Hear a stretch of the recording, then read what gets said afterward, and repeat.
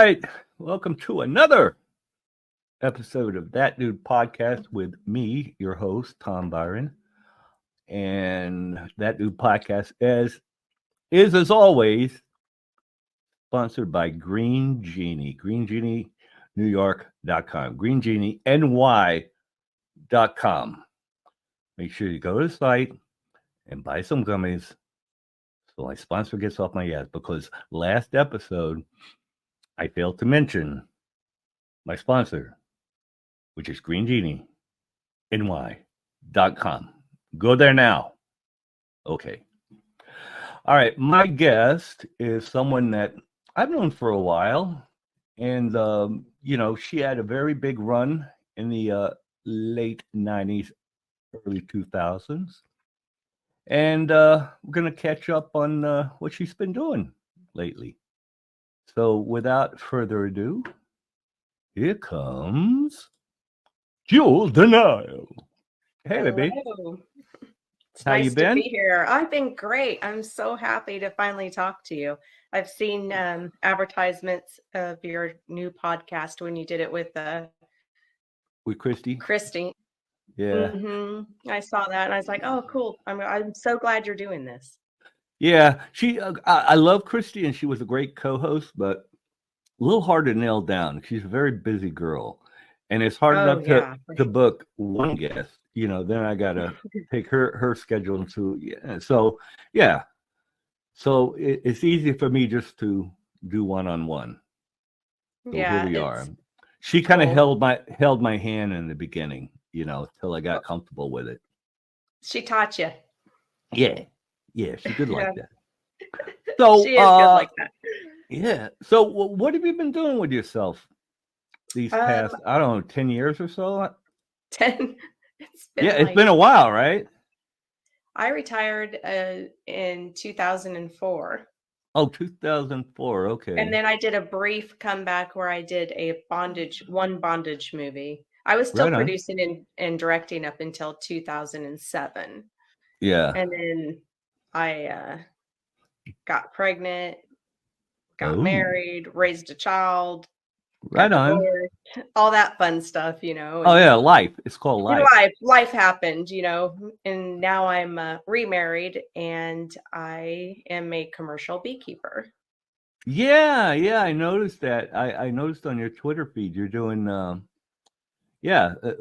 beekeeping. Where did that come from? My husband. He's second generation. He was like, "Are you allergic to bees?" I'm like, "No." This is a year after we were together. Right. He's like, "Do you want to learn to beekeep? You want to start beekeeping with me?" I was like, "Fuck it. I've tried everything else. There's nothing I haven't done. So right, let's do this." And ended up really liking it, and we sell it commercially, and it's crazy. I got to ask you, have you ever been stung? Oh God, every time you go out. Yeah. See, that's why I couldn't do it. You know what I mean? Because when I was a kid, there was a bee nest or whatever in our house. Yeah, hive. And one of them motherfuckers got right on top of my head. Yeah. And stung me on the top of my head. That's the worst place. My whole head from chest to shoulders up, I was just yeah. You look like something out of a horror movie. Yeah, bees are not my friends. Yeah, so they're no joke. They're no joke. I like honey. Oh yeah. I mean, honey's good, but the sting, no. I'm good. No. Yeah, that's why there's like only 2,000 commercial beekeepers in the US. There's lots of hobbyists, but commercial companies like that do beekeeping, there's only 2,000 of them. And there's even less commercial women beekeepers because it's grueling work. Yeah.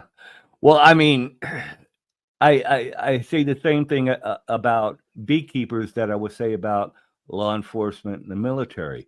Yeah. Thank God they're there because I love honey, but I wouldn't want to do it myself. I couldn't handle it. Someone's got to do it. I got to save the world. You know that, Tom. Exactly. I got to help save everybody. Yeah. Especially food. I like food, so I really want to save the food industry. No, I love food. I've actually just recently been able to eat like food because I remember I used to have all those veneers in the Yeah. front. Yeah. Well, they started falling out. Oh It's like no. they don't tell you that That they they don't don't come last with the forever. yeah. So they started falling out. One fell out in New York or California. Then I moved to New York, and the rest of them started falling out. So I yanked them all the fuck out, Ugh. and now I got new teeth implants. Well, perfect. Yeah, so I can Now eat. those So those will last forever. yeah, the year and a half or whatever when I was just soup, and Yeah. it's Ugh. like I'm never gonna eat soup for the rest of my life ever because I know the feeling. I Yeah. just got burned out on it. So let's Mhm. talk about like how you got started in the porno biz.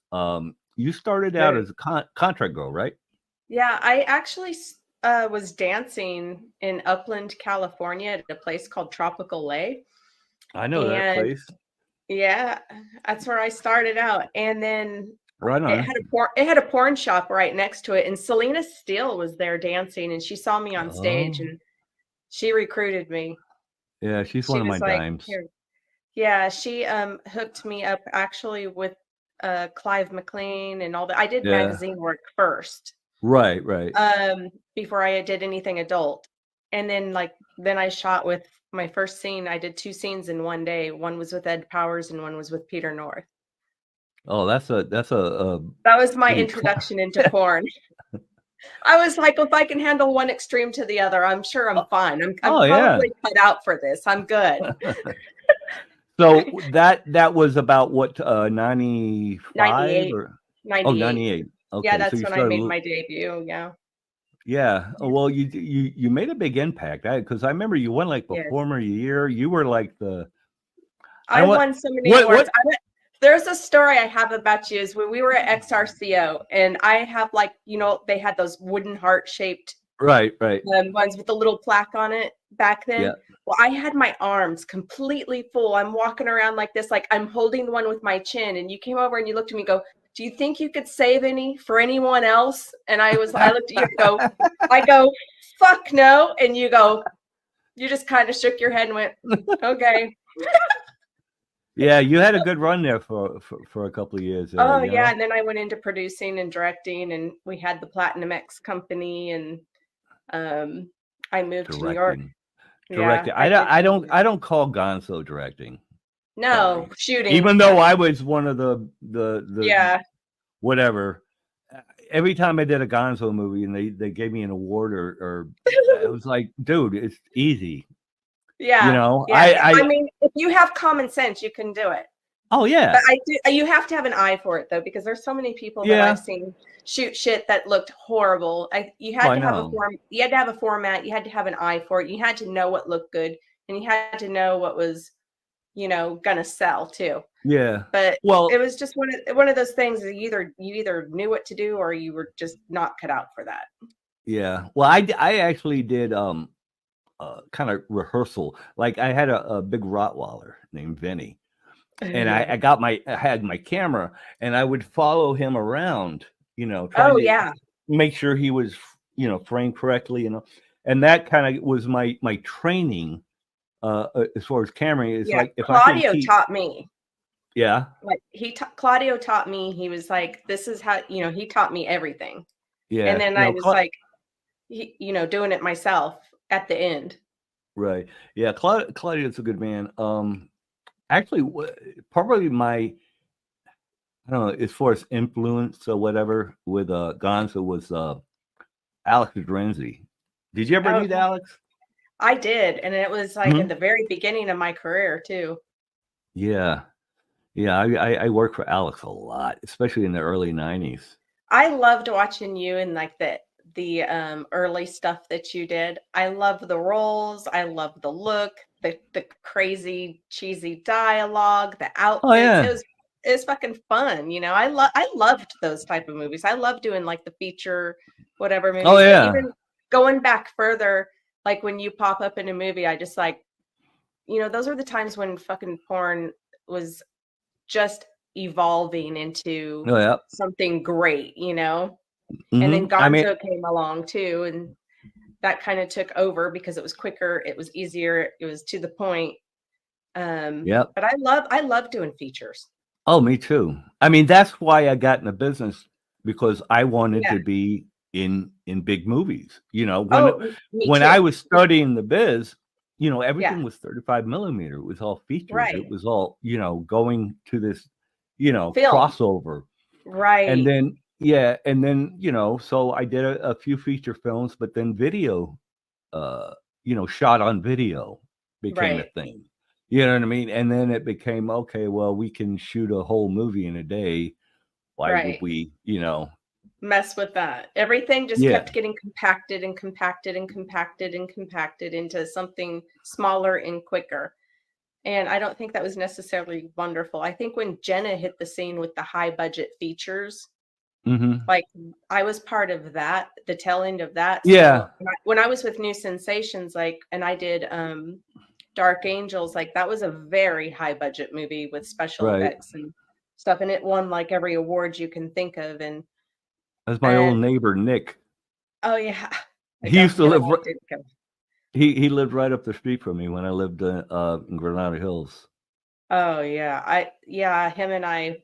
He's what cost me my contract with New Sensations, because him and I couldn't get along at all. Yeah.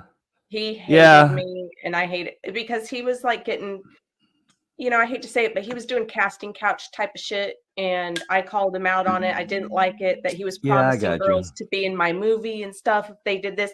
And I just thought it was tacky. And I was like, you know, fuck you. So we just didn't get along. But he made a brilliant movie. I mean, Dark Angels was great. That's the thing. It's like sometimes the personality isn't as good as the talent, you know, and he definitely had talent. Behind the scenes, we hated each other, but in front of the camera, we were great together. You know what I mean? Because I did whispers and intimate expressions, and the really big one, Dark Angels. Like we did some really cool, and Electric Sex was another one. We did really cool movies. Yeah. No, he's a very talented guy. Now, Dark Angels, what was that about? Was it about vampires or something? Yeah, it was a vampire movie. Yeah. And it was very kind of mainstream. Yeah. It was kind of a thing for a while in the 90s, I think, the vampire. Oh, vampire stuff just went crazy in the 90s. Yeah. It was like all the rage, yeah. And in the early 2000s, up until like I think like 2004, 2005, like everything was just vampire. Yeah, I don't get it. Yeah, I like dark. I like Dark Shadows. Yeah, I like Dark Shadows when I was a kid because I liked Barnabas. Yes. But that's all I care about. Fucking vampires. Who cares? Yeah. And now it's like nowadays it's like all the witch stuff's taken over. There's all kind of witch shows taken over and all the supernatural stuff. And I'm like, okay, that's a fad right now. I get it. Yeah. I don't even. I mean, as far as the business and what the porn, I mean, it's just not anything like porn is nothing anymore. It's nothing. I know. Anymore.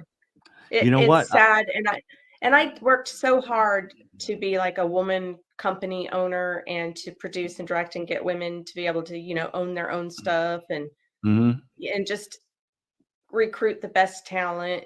And it's like once everyone with the fucking camera. That they could hold on. It just saturated the market to where and lost plus, it's like the whole thing is kind of shifted too because of OnlyFans and which I'm guilty of. I do OnlyFans. Oh yeah. I don't just because I'm fucking old and nobody needs to see my fucking 64-year-old fucking wrinkled meat. But I get it. And girls, they can make a lot of money doing it. But to me, it's like somebody standing in front of a 7-Eleven with a, please tip me. You know what I mean? Yeah. I run my OnlyFans. I run my OnlyFans different because for me, it's a hobby and it's for fun. Right. So I don't like this, Yeah, podcasting. It's like I don't give know. a fuck. Yeah. I don't give a fuck. I have a real job. I have a life. I do OnlyFans just for my fucking fans to stay in contact with them. But I'm not asking them every 5 fucking minutes to tip or to do this. And I'm not spamming them constantly because I feel like that just turns a lot of people off to where they don't want to go. So Yeah. I have a lot of great fans on my OnlyFans is because I don't do that. So they've stayed with me. They stick around. And I post maybe one video, I'm not shitting you, a month. Yeah. Now, I is it don't a have a video that you subscription. do? Is it a video you shot yourself, or is it like a, from a movie scene or something? No, because you can't have other people in it unless you have like all their releases. Oh, that's right. Yeah, I think that's why. Yeah. Yeah, that's So you stupid. can't show any of your old stuff, but it's either me and my husband, or me, my husband, and a girl, or just me by myself. And I do have a 4K camera, and I will do some editing on some of my stuff. And then I'll shoot some more amateur stuff where I just use my phone. But, Right. it goes from one end of the spectrum to the other. I kind of do a little bit of everything. But I only charge for the video. Like, there's no Right. subscription to my OnlyFans. I'm not spamming people to death every day and send them. Yeah. So when I put out one movie a month, I get more people buying because they know I'm going to do more quality, and I'm not just out there pumping out a bunch of crap. Yeah. They know, See, she put out something. It's something to look forward to, and more people buy it because they're not seeing me every fucking day. Yep, you're not getting You have to be smart with oversaturated. the marketing with it too, I think, because you're gonna burn people out. Yeah. Yeah. Just the idea of, like, I don't want to interact with a fan. Nothing against fans, but Right. I got a weird thing about interacting with strangers. You know what I mean? I think it's different for dudes too than it is for Yeah. girls, because I have guys. 99% of my audience is guys, and they're talking like we're talking right now about everyday normal shit, and then they'll ask me some sexual shit, or they'll say, hey, you want to rate my cock? Sure, whatever. It's fine, it's all good. Yeah. And I can deal with that but I think for a guy talking to other guy fans, that might Yeah. that gets a bit cringe. Like I said, There's only so much you want to talk about, and you're just like, I don't want to talk about my dick no more. Just yeah. like, I mean, nothing against my my gay friends. I oh no, of love course not. everybody. But there's only so much you want to talk about your own dick. Yeah. I can see that as a guy being like, well, yeah, well, I fucked this person, this person, this person, and my dick's been here and my dick's been there. Like, yeah, I know. It's who like, cares? I have a book coming out. Yeah. Someday. And I think some people are going to be a little, because it's not me just saying, oh, this girl was great. This girl, this, right. It's actually a book about my life written by Mike Sager. It's not an autobiography. You need that because now all your fans, they can just go and fucking read that and they get it all right there. Yeah, but it's not in the book. That's what I'm saying. Why? It's because that's not what I'm interested in. I don't want to talk about girls that I mean, you could. I could, but yeah. I did it. It was fun, and that's it. But how much can you really talk about it to even make a book? Well, as far as the girl, I talk about I had no filter. But we've been working. I think filter. I never had a filter. I was always very bossy and just kind of like I lived by my own terms in the adult industry, and I think that's why I didn't get ate alive. Didn't get ate alive. Yeah, I didn't get ate alive because I was just like, I held my own. I knew what I wanted. I had my goals. I knew what I was going to do. I wanted to reach a certain level of status and also professionalism. Right. Within the industry. And then, I achieved that, and I was like, okay, let's just I was going to be good producing and directing, and then all the fallout with the red light district and the owners from there, and it was just a shit show where I just, Yeah, but it was also timing too, because by that time the DVD market was starting to slide down fast. Yeah, and it was sliding down, and everything was going to shit, and I was just tired at that point, and then I ended up getting pregnant. So it was just kind of like, it was an easy fucking starting a new life type of new chapter. Yeah. I mean, I had a company with, remember Frank Kresge, called Tom Byron Pictures. And that, like I said, timing. It's like the company was very successful. but the DVD market, it just started taking a dive. Right. And I didn't even know what to do because I'm like not tech savvy at all. So I wasn't one of these that was going to go set up some camming streaming service because I was like, what the fuck, Right. How do you even go about doing that? Back then, and it was all new and it was this technology. And then Pornhub came along and just took everything and just gave it away for their membership. And there was like no control over anything with the streaming services because it was raw and new and people were just fucking throwing it out there, But I'll tell you this. It killed the market. It did. Yeah. But people don't know this, but like all that free content on Pornhub and whatever, it was all sold to them. Oh, I'm sure because my catalog, I never got paid for, but it disappeared. Right. Yeah. And it's all up on the tube sites, but people will come in. I know it got sold off. I'm just saying but they buy it and then I know they buy it. I shouldn't say they do it for free. They get the rights to it and then they stream it. Right. And then they charge a monthly fee for it or whatever, and you get everything. And how do you compete with that when they have fucking everything? I know. Yeah, I know. I mean, it all happened in the mid 2000, around 2004, 2005. And I left in 2004. Guys would come around. They would come around with a big fat checkbook, and they go, "Oh, let me get one of a number of everything, and I'll give you $30,000-$40,000." And who's going to say no? It's like, oh, I would have been like, "Here's my whole fucking catalog. Take it." Yeah. So that's what happened, and then they take those DVDs and they turn them into clips and they put them on all the sites. And that's what happened.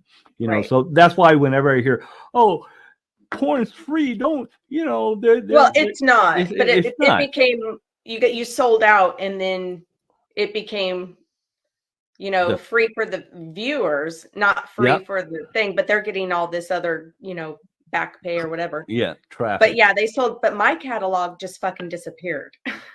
And I was pregnant at the time, and it was like my stepdad and my mom were at the company, and they kind of fucked me over too. I feel like my catalog disappeared, and a lot of people got paid for it. Everybody but me. Yeah. And I was just at the time, I was like, getting ready to have a baby. I don't care about it no more. I just washed my hands of it and walked away. Because people are like, "Why didn't you get the money for your catalog, or why didn't you get the rights?" I was like, somebody did. Yeah, well, I mean, I got a limited catalog of my own, but because of those rules where all the performers have to, you know what I mean? I don't have, some IDs are, they're, people that are dead. How am I going to get, how am I going to get a model release from somebody who's dead? Exactly. That makes no sense. So OnlyFans is tough because it has to just be all you. Yeah, when did that happen though? Was that a recent thing because of all the credit card companies and stuff? Yeah. I started OnlyFans, because the credit card companies, because you had to have the ID and you had to make sure the person paying for it, was legit. And the ID situation is they don't want any kids on there at all. No, which I understand. I understand. And then the other performers, and they just don't want any backlash coming onto them to make sure someone was actually a willing participant. Yeah. So basically, I'm sitting on a whole bunch of content I can't do nothing with. So which awesome. Sucks. Yeah, it's fucking amazing. Well, maybe I'll be a big. We didn't have everything on a fucking flash drive back then. It was paperwork, actual fucking paperwork. Yeah. I mean, I got the whole. Here's a catalog right here. That's it. I have a bunch of those in the basement too, and I'm like, they're in a box. I think there's a movie down there that was never even released, and it's still in a box in the original tapes. Wow. It's just sitting there because everything kind of crashed and went to shit, and I was just like, I have all the original. They're on tape. It's just sitting downstairs.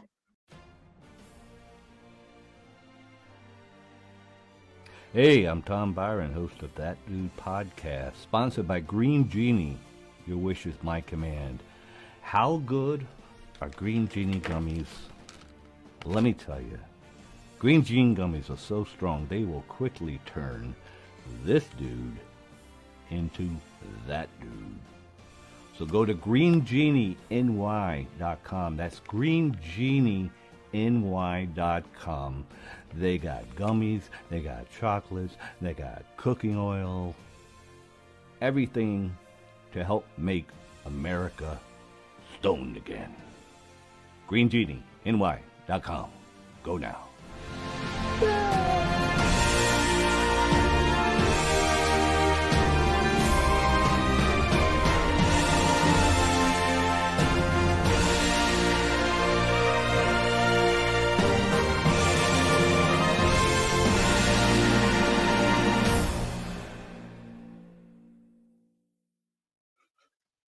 Well, hopefully this podcasting thing takes off because, you know, I mean, Hawk Tua's got a podcast.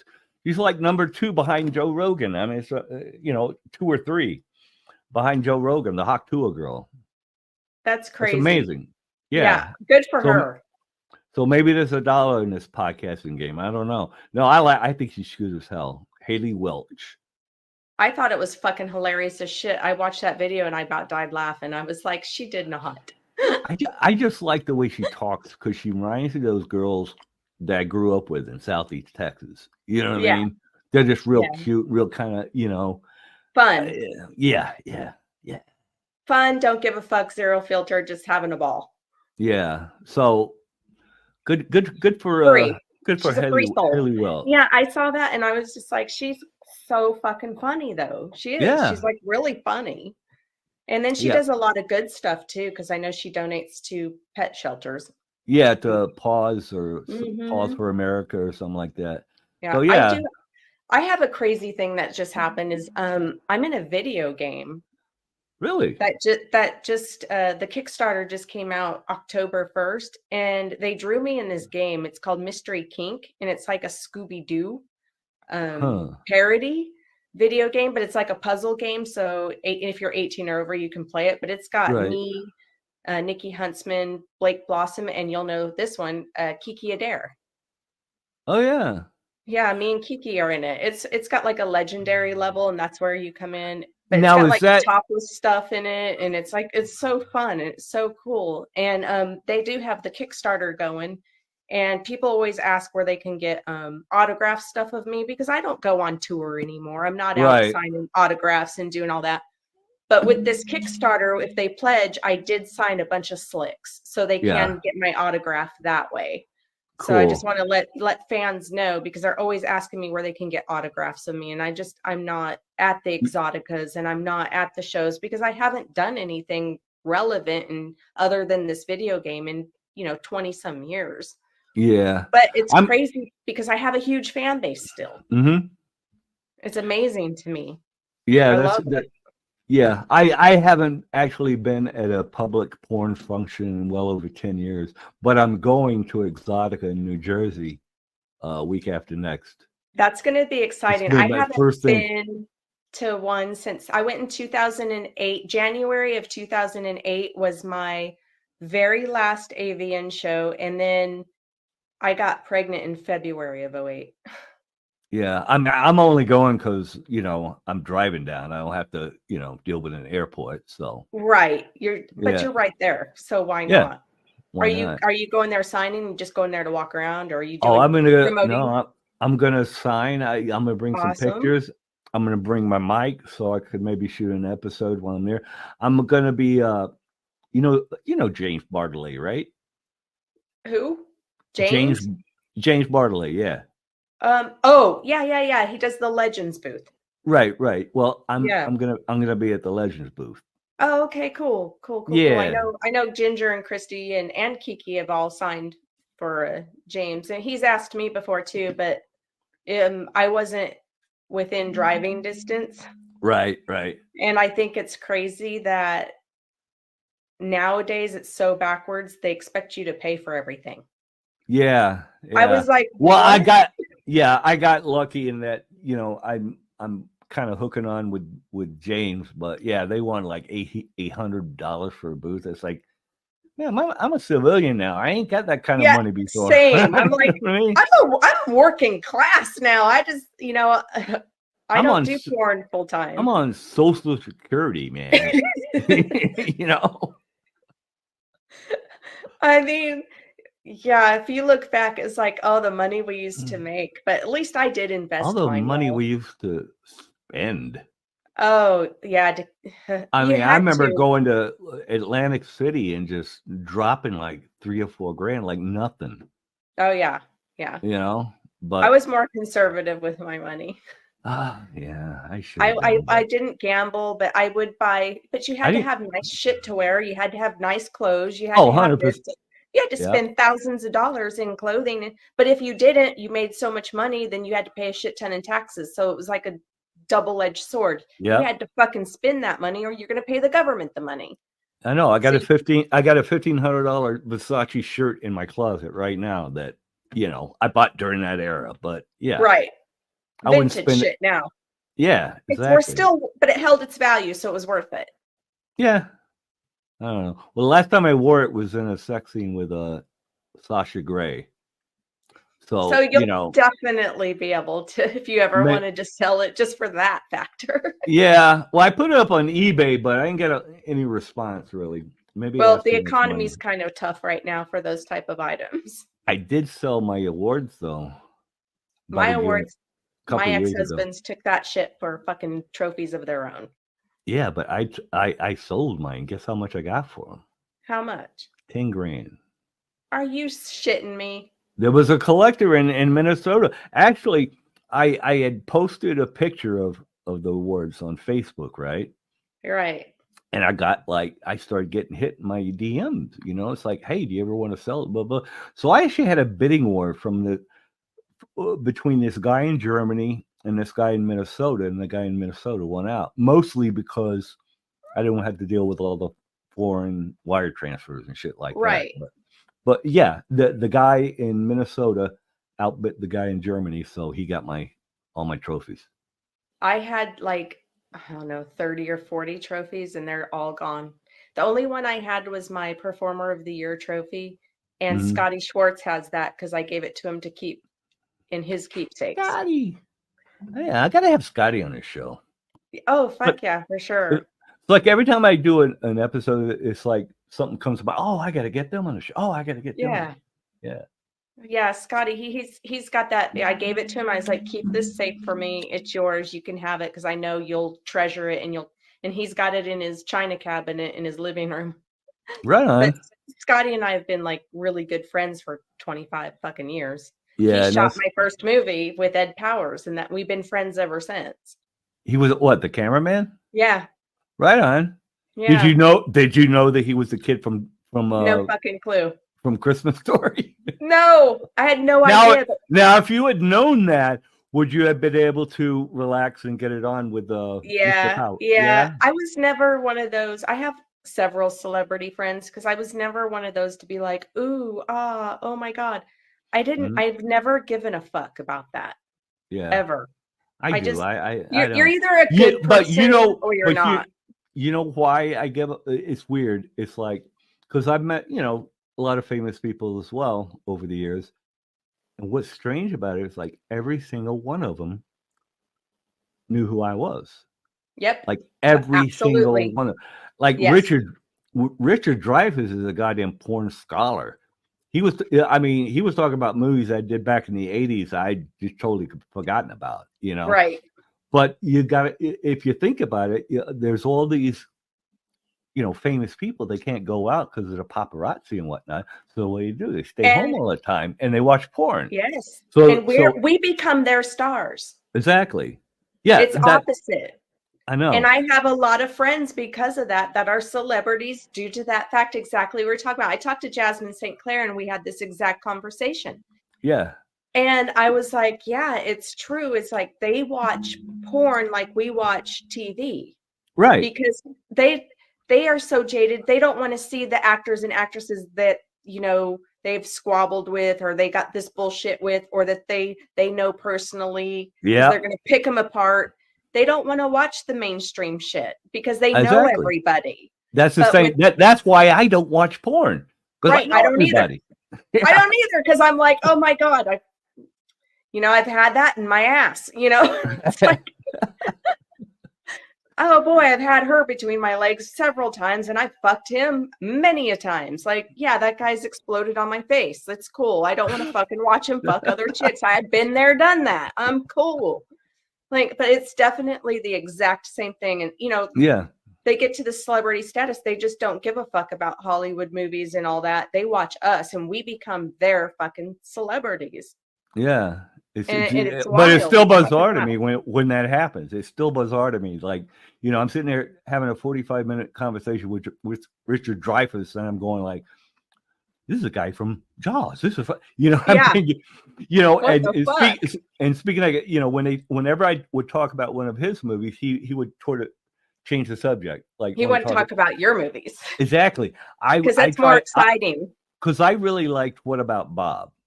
It's like one of my favorite movies. But he had heat with Bill Murray, like serious fucking heat with Bill Murray. So that was one of the things. Well, and I loved you. And What About Bob? You were so great. And he kind of changed the subject because you don't know the beefs and the quarrels, and all the shit that goes on behind the stage. Like a lot of these people hate each other. Like they do, and they tell you about it, and you're just like, oh, really? Okay, and then. But they hook on to you. And I've had friends for 20 plus years, like that I'm still friends with that are celebrities. Yeah. And it's just because they are still interested in our friendship and they know who I am. Yeah. And like when I met Simon Cowell, I went to American Idol because Randy Jackson was a big fan of mine and we had the same doctor. And Randy told the doctor to tell me if I wanted to go to American Idol, to get me tickets. Well, I ended up going, and then I got backstage passes. And as soon as Simon Cowell saw me, he dropped to the floor, bowed down, and was kissing my feet and like doing the worship symbol to me. And that's when it hit me of, okay, I'm his celebrity. Right. Yeah. And without question, like every single one I've ever met, and it's like you almost want to like, give them some inside info or whatever. Right. But also you don't want to ruin their... don't ever ruin their... Because that's all they got. Yeah. Yeah. It's like, oh, this girl was so... And you had that anal scene with her and it was so great. But I leave out the part where, but she had a little bout of explosive diarrhea. And in the middle of it, we had to clean up. Middle of it. 45 minutes later, we got back to it. Yeah, I'll leave out that part, Yeah, because then it's just not sexy. Yeah, I don't want to ruin the illusion. Right. No, you can't ruin the illusion. Yeah, I hold tight to that. I don't ruin the illusion unless they ask. Now they'll ask, was there any mishaps or anything like that? And I'll be like, well, there was this time, where I got shit on using a strap on with so-and-so, and it was fine. Ew. It's fine, Ew. It happens, whatever. It's like I was talking to another porn star. It's like porn sets have a certain smell to them that no one else would understand.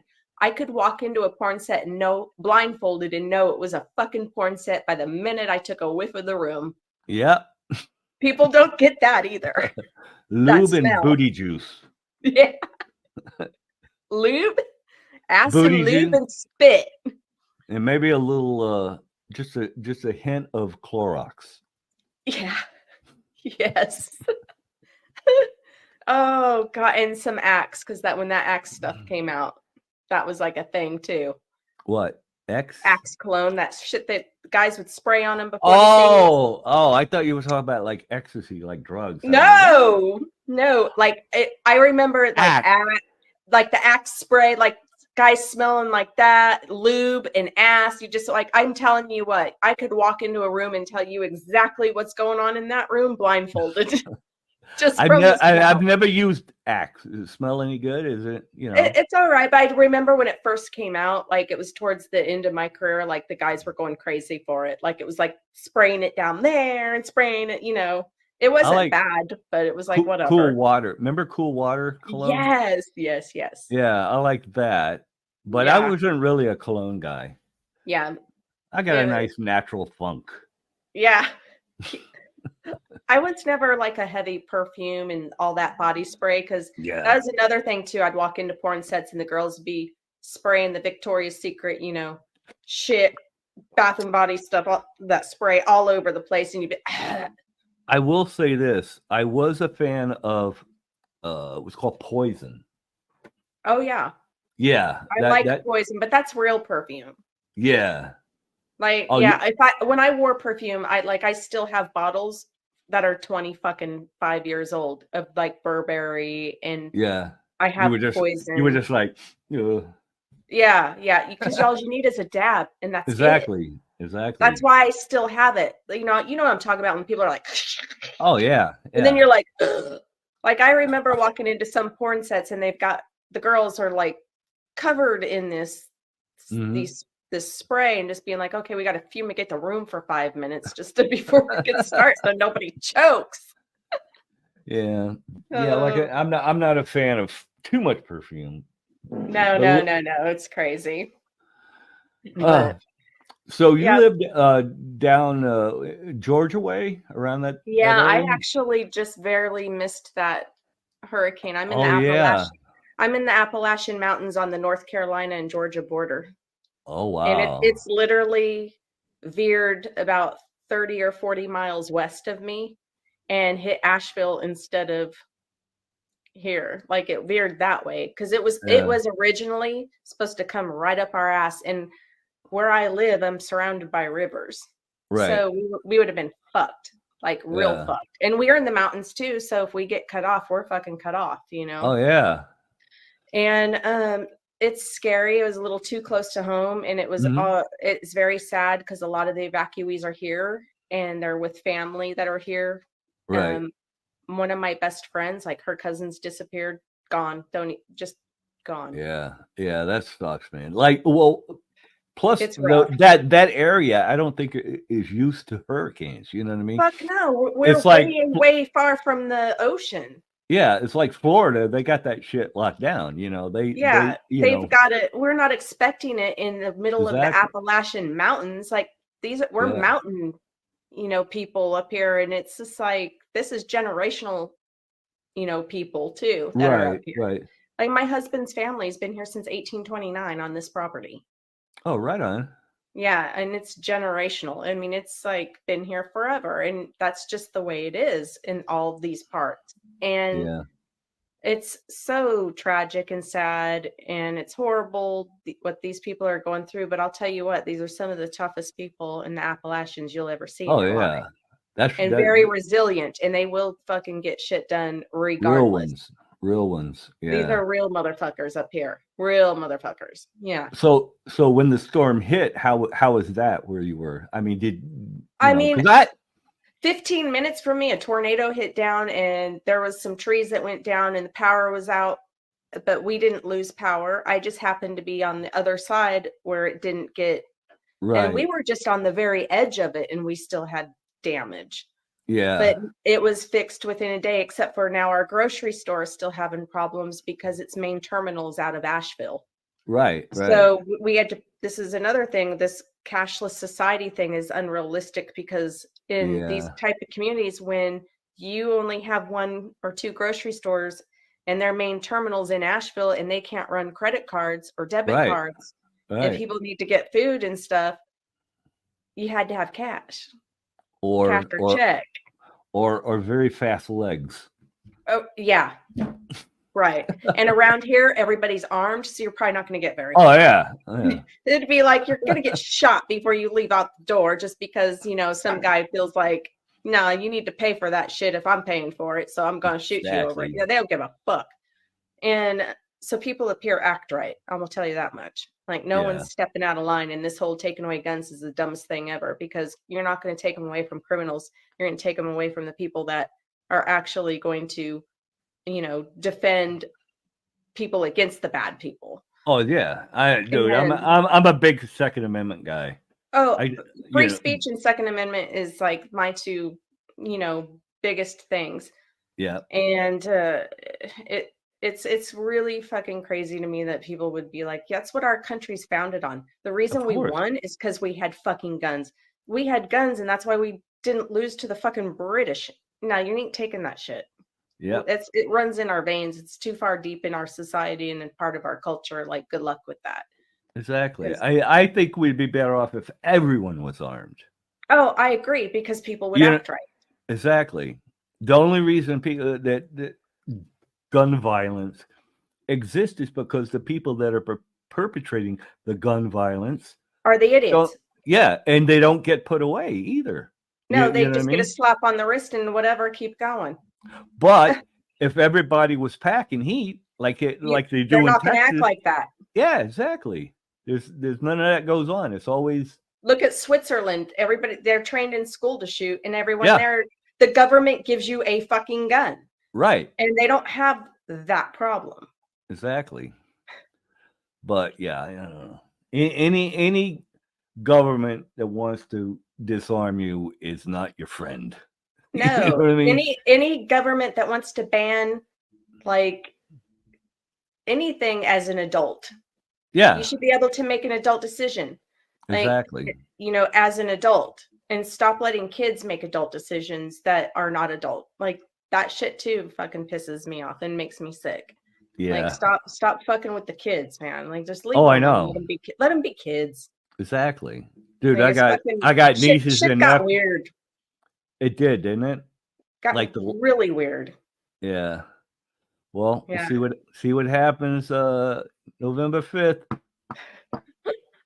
Not to get too political, but right. No, I'm libertarian. I'm in the middle, but at the same time, there's some shit that I don't give a fuck. I will never agree with.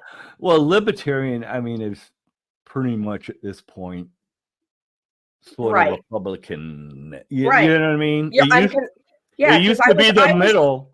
It used to be the middle, but there's no middle anymore because Democrats have taken it so far into crazy town.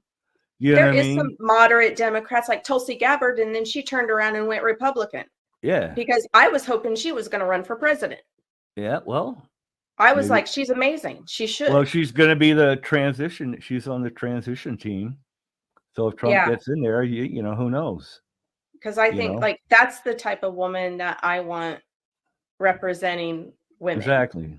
Right. Exactly. Someone well. I come from a very big military. Yeah, I have a big military family. Mm-hmm. And she's no bullshit. She's fucking right. I love her. Like, she's hardcore. Like, she's great. I feel talks like the talk and walks the walk. Yeah, absolutely. She's amazing. And we need more of her as a role model. Yeah. No, I like Tulsi a lot. Yeah, I do too. She's cool. Yeah. And she's very pretty too. That doesn't hurt. Right.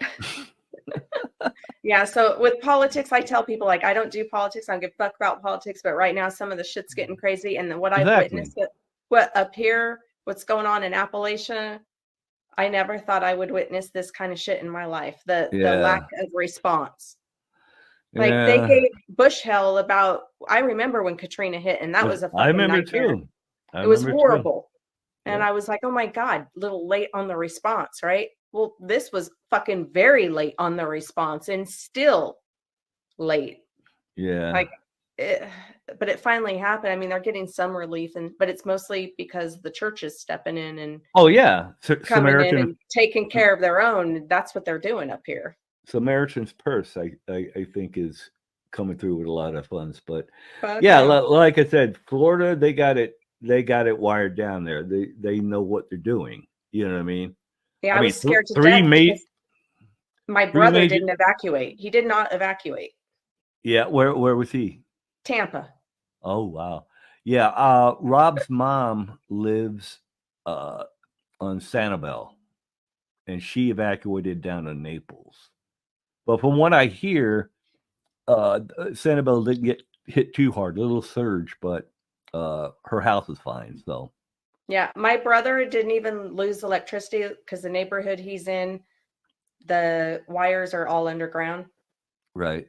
So he didn't get affected. He's okay because he's like outside of Tampa a little bit, and he's in the no flood zone. I was like, honey, everything's in the flood zone in Florida at this point. There is no flood zone, but he came out of it okay, thank God, because I was like sick to death last night, just worried about him. Oh yeah, I was watching all that shit, just. I was like, We've already survived one up here, and we barely missed it, and it was terrifying, and I'm seeing the after effects on the people's faces when they're in the grocery store and they're walking around because they've evacuated and they're here because we're just over the border and we're in a safe town where people can come, and they're still, you know, Airbnbs and hotels and places, or they got family here that they're staying. But they're in my town. These people that have absolutely lost everything are walking around my town. My best friend, her cousin's dead. Like, I'm just watching all this unfold, and it hits you a little different when you see it with your own eyes. Oh, 100%. It's gives you a rude awakening of being very, very thankful for what you have, and thankful that you didn't have to go through what these poor people went through. Yeah. And it's literally just a hop, skip, and a jump away out of your backyard. Oh, yeah, I know. Terrifying. But, you know, it's nice when people come together and help those. Because I remember when the Northridge earthquake back in 94. Oh, yeah. You know, it's kind of the same thing. You know, everything was down, you know. So, you know, that's when I got to know my neighbors a little bit, you know. Yeah. It was after that, you know. So it's good and bad and everything, I guess. There is. And it's just... But hurricanes suck. I want to go on record. I'm like, I'm going to Florida for Christmas, and I'm just like, that shit better just be done. Well, I don't want to deal with it. I look at it this way. It's like they've had 3 major hurricanes in the last like couple of years. Law of averages, it's got to be like, you know, maybe they'll get a break for a while. I don't know. Yeah, let's get a break for a while. Let's get cleaned up, because I'm going to Florida in December for Christmas to be with my Florida family, and I'm just like, yeah. You know, what kind of shit show do we have now? But you're going in, well, you won't have any hurricanes, but yeah, even by then, the devastation will still be, you know, there. You know what I'm saying? You won't have to worry about no hurricanes because it's December, but yeah, I got to imagine it's going to take a while to clean all that shit up. Oh yeah, at least I feel like Florida's got their shit together, and they have this on routine down there to where it's like, wham bam, thank you, ma'am. Like, they're on it. They're already cleaning up. Yeah, it's instant. They start 2 weeks or 3 weeks before the event comes. That's right. Prepping. Right. I can't imagine that people in North Carolina and all that up there were prepared, because like I said, we were supposed to get it. We didn't prepare. You know what we did? We got batteries for flashlights. We got dry goods. You know, what good is all that when your fucking house gets 10 feet of water in it?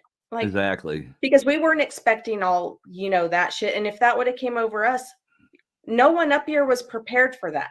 Nobody. Right.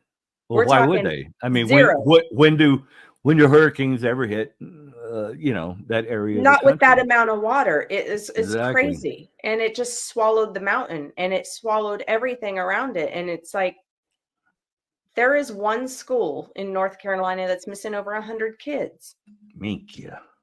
Kids. That's just one school. So this death toll is just going to keep rising. It's fucking insanity. I'm just so happy. Like, it didn't hit me. Like, good. I'm very thankful, because like, it was just one of those, I feel like, once in a lifetime weird, 100-year storm event type thing. Like, it was just insanity. They'll be talking about this in the books for a long time. Yeah. Luckily, being where I am up here in the frozen tundra of upstate New York, I don't think we're going to have any hurricane. Yeah, a little snow and ice, but I can handle that. Upstate New York is so pretty, though. Oh, it is. I actually, during the pandemic, I drove Uber. You know, and I made a ton of money, but more importantly, I got to see the whole area. You know. Oh yeah, for sure. And yeah, you're right, man. It's some really picturesque shit up here. It is. It's gorgeous. And I feel like that's what it's like too, where I'm at in the Appalachian Mountains. Like, people don't realize Georgia mountains. What? Like, no, there's Appalachians are in Georgia. Oh yeah. And it's beautiful. My mom was from Georgia. Oh yeah, which part? I think she went to college in Toccoa. Oh yeah. That's not far from me. Yeah, she went. Remember Waylon Flowers, the comedian with the Madam puppet? You're probably too young to remember that. I don't remember that one. But there was a comedian with a puppet, and his name was Waylon Flowers, and the puppet was called Madam, and it was a thing back in the 70s. That's why you're probably sure. Yeah, because I was born in 76, Tommy. Yeah, right. So around when you were born, this is when this guy was hot, right? Or whatever. But him and my mom were like, what do you call it? They went to the same school together, like friends. Or colleagues. They were at the same college. Yeah, so that was her brush with fame. But I still got some relatives out in the Augusta area. Oh yeah, they got hit hard by the hurricane. Augusta did. Yeah. So, but yeah. But we just keep trekking on. What are you going to do? I mean, life is life, and you and I are civilians now, so it's a whole other world, and people don't understand how difficult it is to go from rock star life to civilian life in a blink of an eye. Yeah, it was really rough for me in the beginning, like around 2013 or whatever. It was rough just because the business was transitioning, right? And I couldn't find a place for myself in it, right?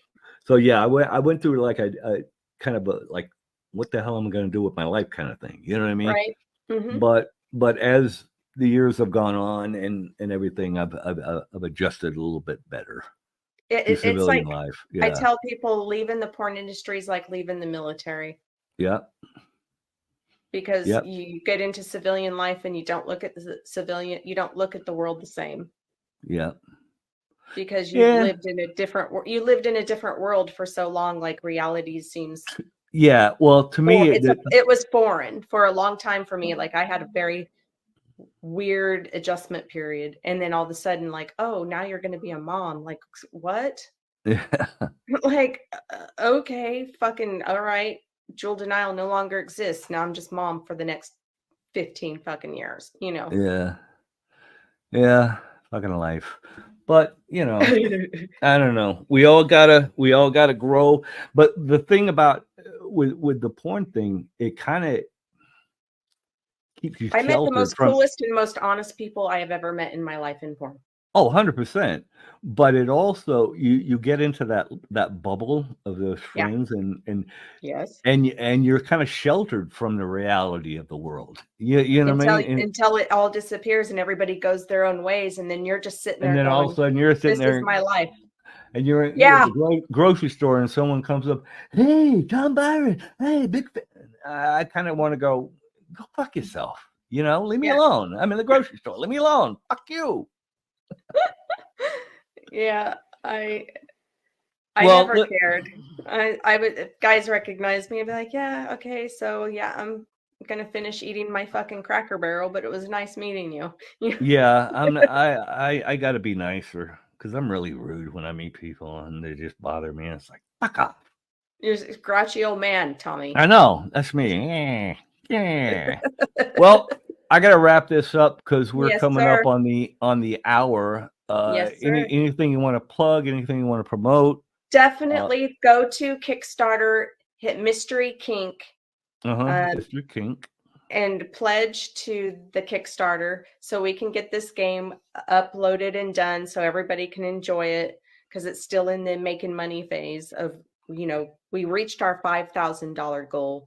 Now we have a $10,000 goal. Once we get that, it's live right now. So you definitely want to go pledge to that with this video game. It's amazing. And it's really cool too, because fans can actually pay a very small amount to be drawn into the game. Right on. With you, which is like a big, huge perk. Most companies charge thousands of dollars for that kind of a perk.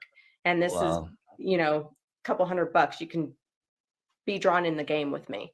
And it's going to be very cool. It's going to be one of those timeless things, which I'm so proud to be a part of. So definitely Mystery Kink, and also my OnlyFans, which I think every fan I have left in the world is probably already on there, but all my ones that are still living. So I just kind of do my own thing, man. It's cool. So I appreciate you having me on, Tommy. It's been thanks for coming on. Yeah, man, it's nice to relate with people again after I'm kind of having a blast with the podcast thing. I hope you find your calling and this is it. And this is like something that you really want to dig your heels into, because I think you'll do good with it. Yeah, we'll see. I had fun. I had fun being on it because, it's not always just talking about stupid shit. Yeah.